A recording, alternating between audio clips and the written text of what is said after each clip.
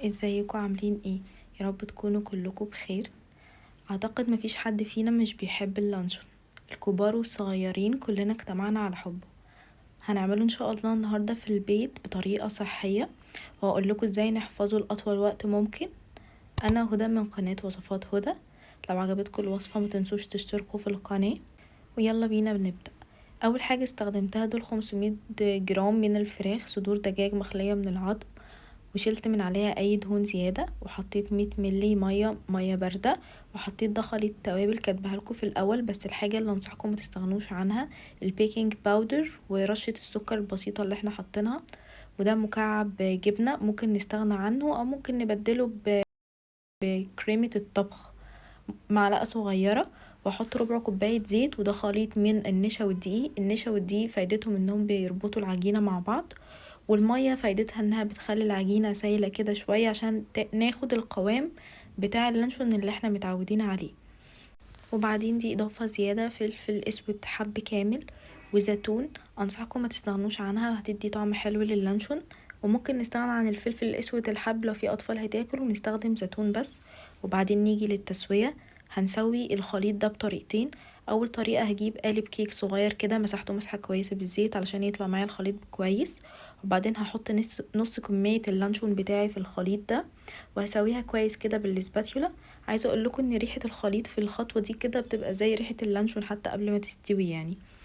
وبعدين سويتها كده بالسباتيولا وبس. دي كده اول طريقه تسويه. الطريقه التانية في كيس حراري اللي احنا بنعمل فيه الفراخ، هحط فيه خليط اللانشون بتاعي وهبرمه كده زي البونبوني، هلفه على بعضه كده. اهم حاجة نفرغ الهواء كويس قوي ونضغطه على بعض كويس جدا علشان ما يبقاش مفتفت معانا بعد التسوية.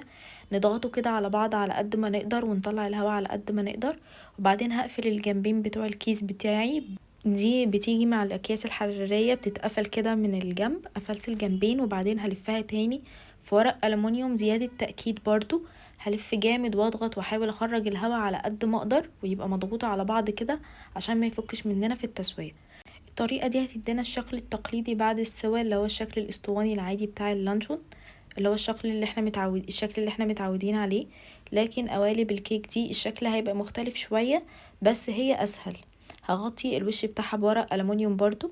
وفي عندي طريقتين للتسوية، هو في كلا الحالتين هيتسوى على حمام مائي. هحط صينية الكيك دي في صينية اكبر منها، والصينية الاكبر منها دي هحط فيها مية سخنة وادخلها فرن متسخن لدرجة حرارة من 160 ل 180. ما نعليش درجة الحرارة، احنا عايزينها تستوي على هادي، هتاخد تقريبا ساعة. ولو المية قلت نزودها في الفرن. تاني طريقة تسوية ان احنا نسويها في حلة فوقيها شبكة. هسويها برضو على بخار المية، انا مش عايزة المية تلمس اللانشون بتاعي، انا عايزة البخار بس هو اللي يسوي اللانشون على درجة حرارة هادية. هجيب اي مصفى عندنا، اي مصفى مكرونة مثلا ستانلس او حاجة، ونحط تحتيها حلة واغطيها كويس كده وهسيبها برضو على نار متوسطة مايلة للهادية لمدة ساعة. وكده دول طريقتين التسوية، اختاروا الطريقة الانسب ليكم. وده كده كان بعد ساعة اللانشون بتاعي كان استوى كده، بفكه معاكم اهو طالع مستوي وطعمه جميل. هعمله معاكم بطريقة كمان، دي كده الطريقة العادية، هعمله معاكم مدخن برضو. ده كده وانا بقطعه قوامه قوام لانشون قوي وطعمه جميل جدا. اكيد طبعا مش زي الجاهز، في الجاهز بيحطوله مكسبات طعم حاجات زي الشيبسي كده، بس الطعم ده قريب جدا ليه. وكمان دي اقرب خلطة توابل استعملتها للانشون، ادتني طعم كده لذيذ للانشون البيتي، انصحكم ان انتوا تجربوها. تاني طريقة معانا هعمل لانشون اللي هو المدخن. هجيب ورقة ألمونيوم هحط فيها زعتر وروزماري وعليهم فحمة كده عشان الزعتر والروزماري يطلعوا الريحة بتاعتهم، وعليهم شوية زيت واقفل عليهم وبس اقطعها. طعمها عجبني اكتر من اللي مش مدخنة.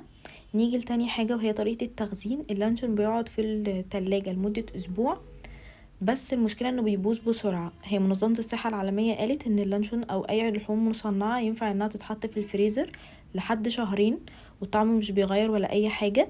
اهم حاجة نحطها في عبوات محكمة الغلق كده.